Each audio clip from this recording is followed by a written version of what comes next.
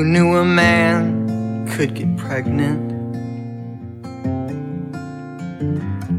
Well, sure, but after all these years, how could you know you were expecting? Was it the coffee or the tears?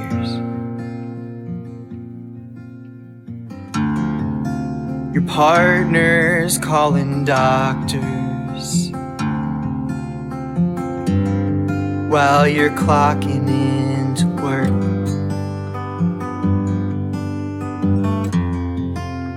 And hooking up that VPN, making sure you're private browsing. Who knows the trouble they could find you in, looking up those pills they're dealing. And they've sent bombs to doctors, but we're not giving in. If they're pressing the world flat, we'll put people at the edge, set up something at the margins. We will catch you, my friend. We know life's not the only choice sometimes.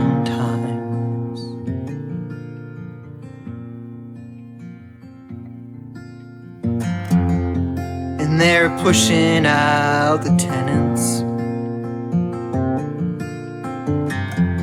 Ceiling ain't been fixed in years. Is this a joke, some sort of penance? Prayers to a Lord that never hears. You're looking up some lawyers now, taking extra shifts at work,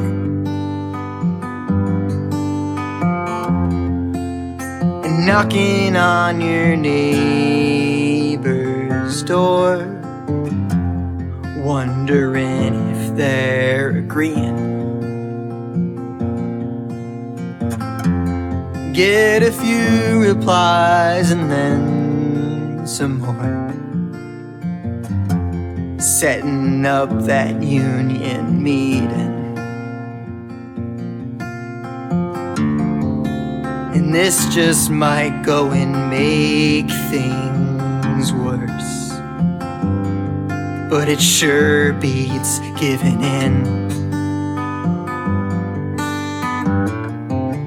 If they're locking the world out, we'll go and get the Smith, redefine what is shelter, and find a place to live.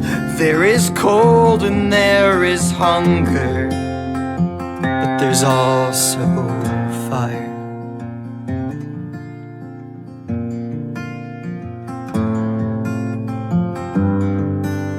To make it through the winter, make it through the year. We know that it may not seem worth it, but damn, we need you here. And if there's something in this moment that makes you feel alive, then make it fit in your coat pocket and survive.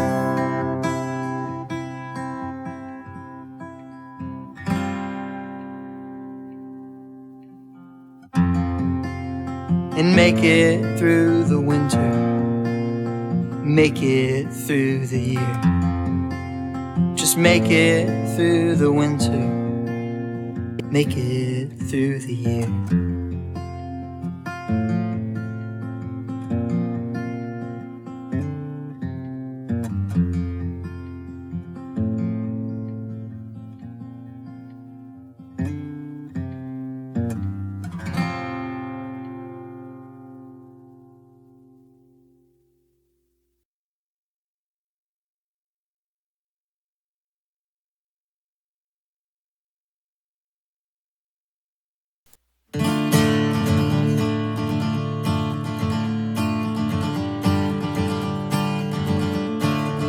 There's a pandemic, it is killing us, but it's not the only one. There is another that sees us starving and then reaches for its gun and makes us think we should be grateful and make sure the news is spun. Uses words like essential, then sacrifices old and young. We are dying in the thousands and they say we should be proud to get sick for an economy while we take what we're allowed. They continue to make billions and say the quiet parts out loud. They can get away with murder, so they welcome in the crowds. This virus ain't the last one, of this we can be sure. And climate change ain't creeping, it is coming like a storm. It feels like all is hopeless, like there ain't no end in sight. So stay home, stay alive, and organize. Because there's power in our numbers and in solidarity. There is hope in workers demanding to repurpose factories. There is truth in all the jobs we're realizing we don't need. They cannot lie enough to hide behind the things that we have seen, like communities stepping up with help to feed their neighbors, seen employees start to strike, and the value in their labor. And for every skyline and star that we will always savor, there is another clue that seems to prove we are our only saviors. This virus ain't the last one, of this we can be sure. And climate change ain't creeping, it is coming like a storm. So when it feels like all is hopeless, like there ain't no end in sight, stay home, stay alive, and organize. Stay home, stay alive, and organize. We're feeling broken, feeling trapped, but we felt this way before. We can see it in our histories, we can know it in our wars. So until we take this land and give it back to the ones who came before, we will sing in love and anger, and we will live for something more.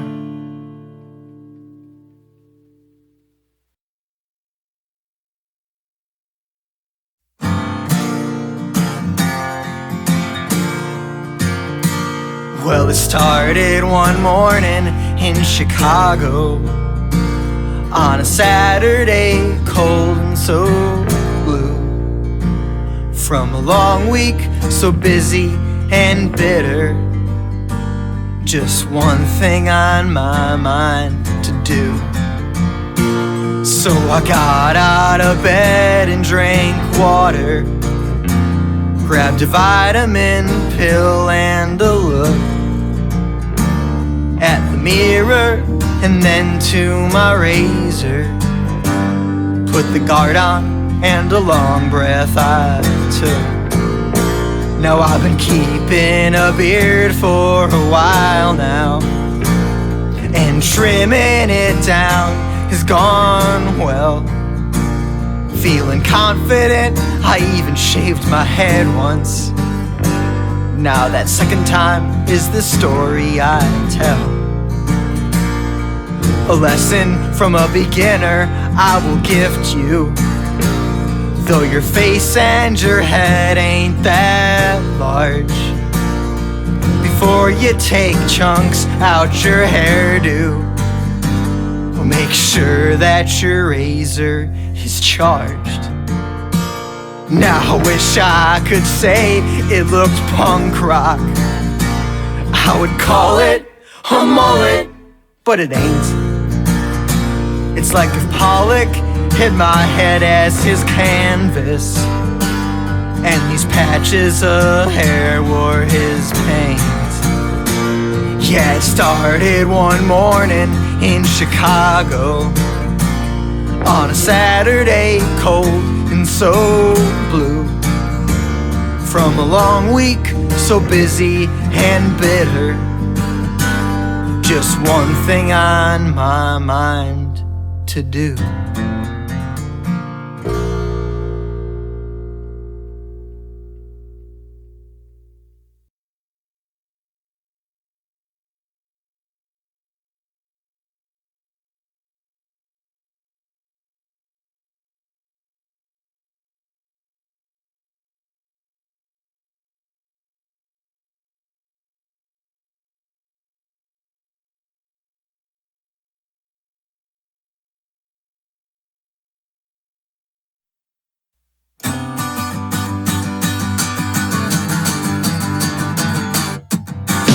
signed up for a ghost tour when I was 18. A free trip sponsored by my dormitory in the heart of Chicago. They tell the stories, driving around, getting spooky. I just had mono, I was probably depressed. Walked to the bus, but who would've guessed? Went by myself, but I got lucky. It was my first time ever hanging with Rigby. Left from DeKalb, straight to Chicago. The first place we went was Rock and Roll McDonald's. Not like it's haunted, it just had burgers. The actual tour had a lot of murders. A massacre on St. Valentine's Day, Dillinger and other mobsters' fates, Resurrection Mary and a lot of fire. Looking for ghosts in the Chicago River. The tour guide said that Chicago is haunted cause the city's so close to a body of water. The lake is a conduit of all of the energy. So many ghosts, so many stories. We stopped at the whole house, peeked in the entry. He told us the story of the devil baby. Got a feeling in my neck that was kind of funny. Then he asked if anybody had that very same feeling. So many ghosts, so many stories, so many ghosts, so many stories, so many ghosts, so many stories, so many ghosts, so many stories. Some years later we were back in Chicago, staying at Rigby's siblings' place in Humboldt. It wasn't a house, it was a big ass loft though, the home of some very kick-ass DIY shows. Late at night we were walking home after Riot Fest. We were all alone when across the street, not very far, an old woman stepped out of a classic car. It looked cool as hell, the condition was fine. She was walking with a swagger and dressed to the nines. Took a look at us and maybe kinda scoffed. Then she asked if we were heading on to the loft. And before we knew it, she was telling us stories about this neighborhood in all its glory. Before it was part of the punk and art scene, that loft is just like the places she partied. A girl about town and all of the bars, even partied with Sinatra and some other stars. And just like that, she was on her way, and we were never to forget what happened that day. The very next morning, walking down the block, we stopped by the spot where we had talked. We could have swore it was the very same. A classic car burned down to the frame.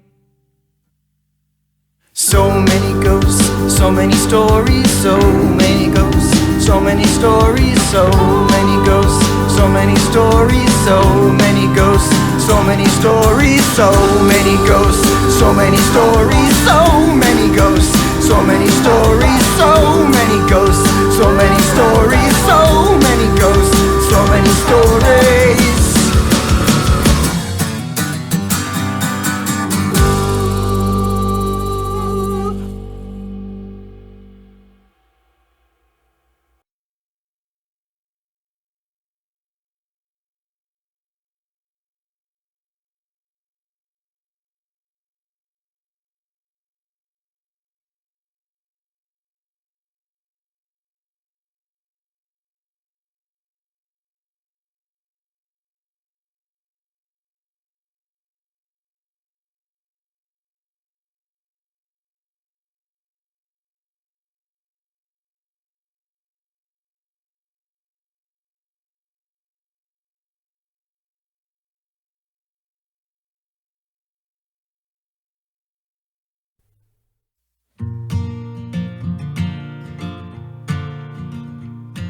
I sure missed heading home from church on a cold and quiet night, listening to the radio and seeing all the lights of the town that we grew up in, the place that made me me. Going past the schools, the parks, all those memories. My favorite part of Christmas Eve, I didn't even know. In the past I maybe could have spent less of it in my phone. We'd get back home, settle in, find a movie on TV. A Wonderful Life, spending time with the Griswolds or Ralphie. We're making plans now to make it safe. I'm coming home, but it won't be the same. How I wish we could be sitting warm and near that big old tree, with those ornaments photographs of our family. But this little one is perfect here, fits in like a collage. This picture of our Christmas in the garage. Yeah, sure, it's not ideal, but it's the best that we could do. Sitting by the scooter that we bought from Uncle Lou. I know behind the mask it's hard to tell if I'm happy, but right here in this folding chair there's no place I'd rather be. I'm feeling grateful, but feeling blue. It won't be easy, but we'll make it through. But I wish we could be sitting warm and near that big old tree, with those ornaments, photographs of our family. But this little one is perfect here, fits in like a collage. This picture of our Christmas in the garage. Maybe something like a manger on that holy night. And I don't see no kings here, but I'd say we're being wise. This year felt like a desert, and today like a mirage. Celebrating Christmas in the garage. Yeah, having us a Christmas in the garage.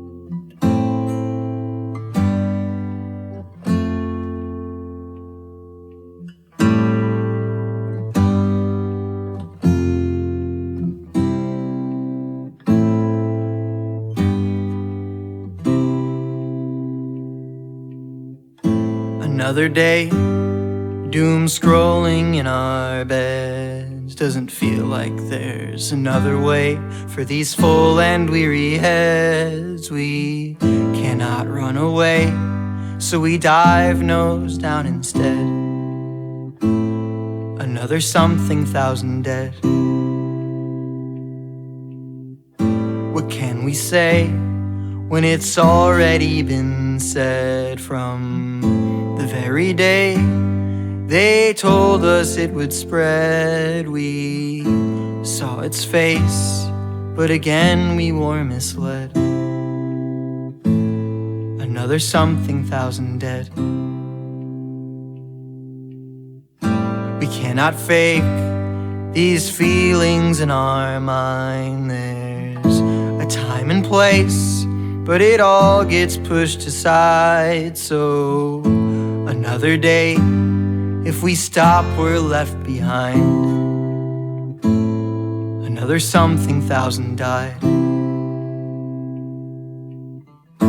And in LA, hospitals are packed inside. Morticians frayed and can't keep up in time. Another place, majority non-white. A day when something thousand died.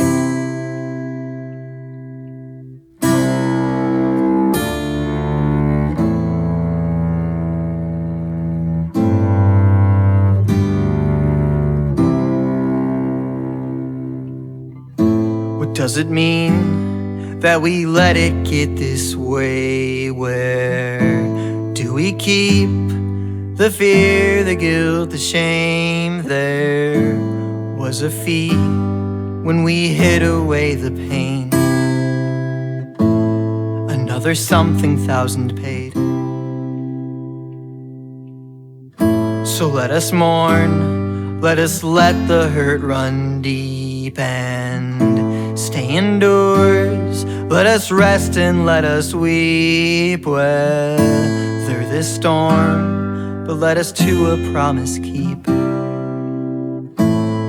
let another thousand sleep.